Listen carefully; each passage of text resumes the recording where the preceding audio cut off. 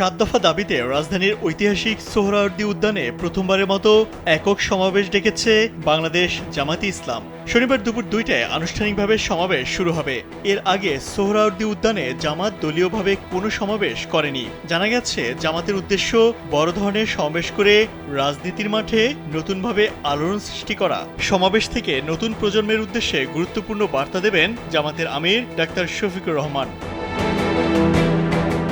মূলত ত্রয়োদশ জাতীয় সংসদ নির্বাচনের আগে 7 দফা দাবিতে সোহরাওয়ার্দী উদ্যানে জাতীয় সমাবেশ করছে জামাত ইসলাম। দাবিগুলো হচ্ছে সব গণহত্যার বিচার, প্রয়োজনীয় মৌলিক সংস্কার, জুলাই সনদ ও ঘোষণাপত্র বাস্তবায়ন, RICL TMX, যুগের পর যুগ স্থাপনা থাকে মজবুত। জুলাই অভ্যুত্থানে শহীদ ও আহতদের পরিবারের পুনর্বাসন, সংখ্যানুপাতিক অর্থাৎ পিআর পদ্ধতিতে জাতীয় নির্বাচন, প্রবাসীদের ভোট প্রদানের ব্যবস্থা এবং জাতীয় নির্বাচনের আগে সমতাভিত্তিক রাজনৈতিক পরিবেশ নিশ্চিত করা।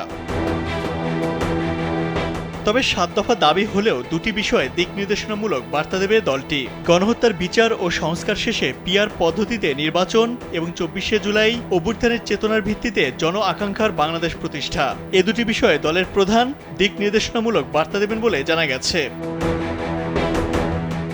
এতদিন ঢাকার পুরানা পল্টন, বায়তুল মোকাররম, পল্টন ময়দান সহ রাজধানীর বিভিন্ন জায়গায় অতীতে অসংখ্য রাজনৈতিক কর্মসূচি করেছে বাংলাদেশ জামায়াতে ইসলাম। সোহরাওয়ার্দী উদ্যানে কখনোই এককভাবে বড় সমাবেশ করেনি দলটি। এই সমাবেশ হতে যাচ্ছে তাদের একক বড় সমাবেশ। ইমতিয়াজ আহমেদ, কালবেলা।